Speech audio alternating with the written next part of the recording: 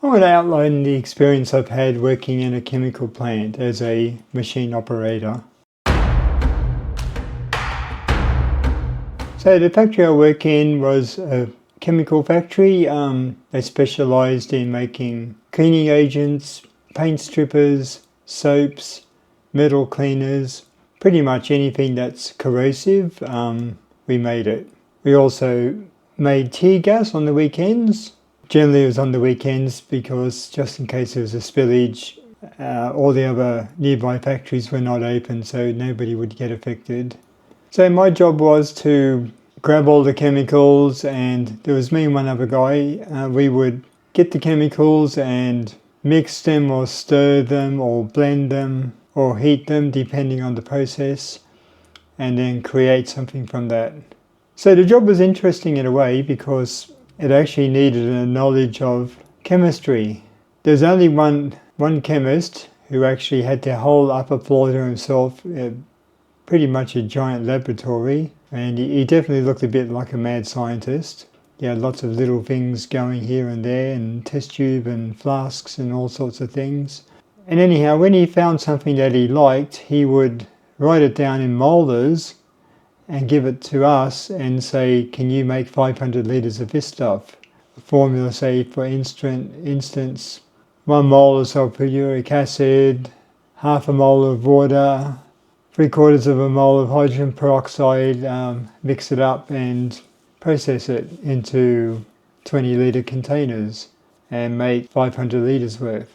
So those were the instructions we got, so it was up to us to work out from the actual compound how much the molars weighed or what volume it had, so we would actually mix or blend the chemicals in the right quantity. So most of the things we made, like especially the metal cleaners and the paint strippers, they nearly all had the same things in them. It was either sulfuric acid, hydrochloric acid or hydrofluoric acid, the latter being by far the worst one. Well, the strongest anyway. So we would have a corkscrew type of blending machine, probably large enough to put a motorbike in, and then we would have some big stainless steel pots which were sort of like mixers, and then we had some other machine for heating stuff up and then pouring it into molds. That was mainly for making soaps. So we would get the different chemicals and blend them and mix them and all that, and pour them into containers and then put the labels on them, and then a guy who ran a delivery truck would go and do the deliveries.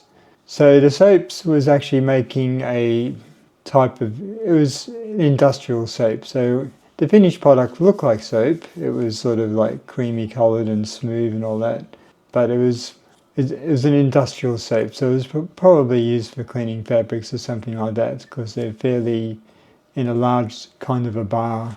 Yeah, so an interesting thing I found about the soaps, which was a bit of an eye-opener for me, is what the main ingredient in soaps is, and that's lard, or animal fat. It's one of those things, once you see what animal fat looks like, I mean unprocessed animal fat, it's pretty hard to unsee it. The animal fat that we would make soaps from would come in 44-gallon drums, and it pretty much looked like melted cheese, stiff, chunky pieces of melted cheese in this sort of a browny, reddy liquid, which I'm assuming is the blood of the animal. It didn't smell that bad, but it looked awful.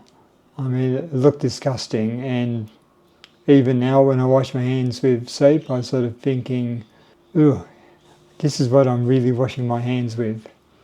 So once you blend it all up though, all that stuff disappears and it's nice and creamy and smooth looking.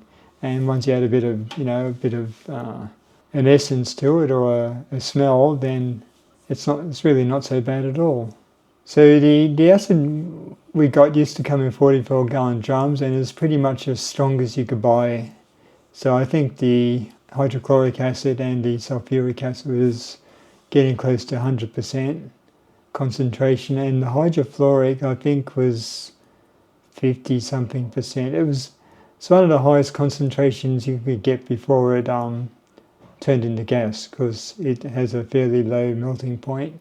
So they will come in specially lined drums with an acid-resistant type of cock. That's the thing that you plug into the 44-gallon drum to siphon it off. The delivery driver actually had a large chunk of his arm missing, and I asked him what happened, and he told me it was from hydrofluoric acid. So I went and looked up what it's like, and it's... Have you ever seen the movie Alien where the alien is bleeding and it's dripping on the floor and it's just burning through the metal? So in that movie, its blood is made from hydrofluoric acid, so that's the type of reaction that it gives.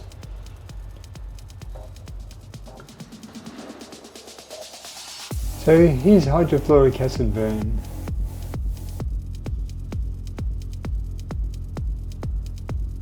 It's a chemical burn from hydrofluoric acid. When it contacts the skin, it results in significant pain, swelling, redness, and skin breakdown. If the fumes are breathed in, swelling of the upper airway and bleeding may occur.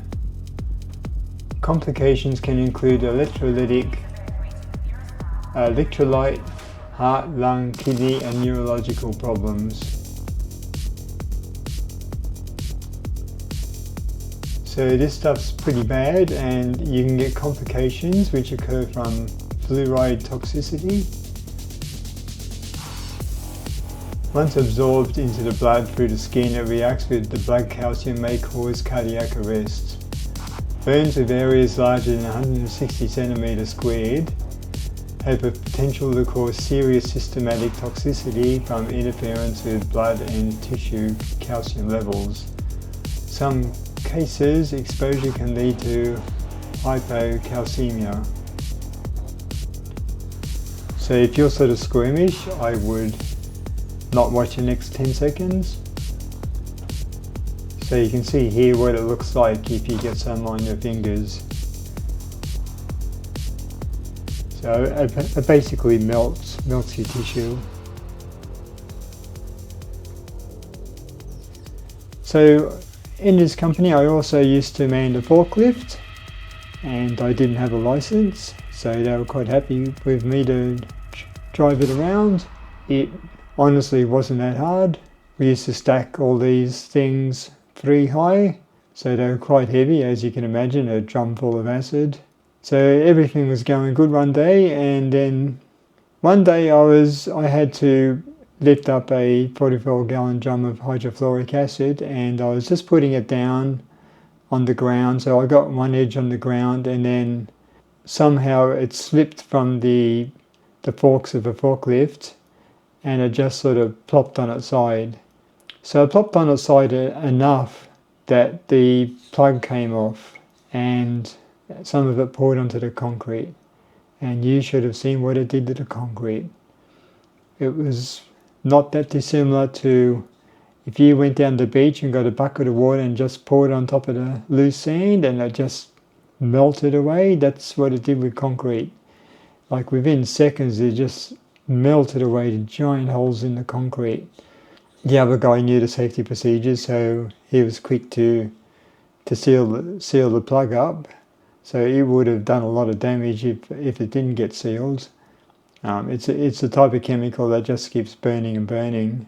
So a couple of times I used to get chemicals on my hands, and they would be like a funny green or blue colour, and I couldn't actually wash it out. So the chemist guy said, "Here, wash it in this stuff." He didn't tell me what it was. So washing it in this stuff, so I washed it really quick, and he said, "Okay, you got 10 seconds to rinse your hands off now." And then he thought it was quite funny, but later on he told me, "Oh, you just wash your hands in 100% hydrochloric acid." So basically I was just burning the chemical off my hands and rinsing it off before it damaged my hands. So, and I didn't feel a burning, but I could feel some warm tingly sensation. So that was probably the acid starting to take effect. So needless to say, I didn't keep my job long after I accidentally tipped that 44-gallon drum of hydrofluoric acid. So I thought it'd be interesting for you to hear what happens in these type of environments. So thanks for watching, and please like and subscribe.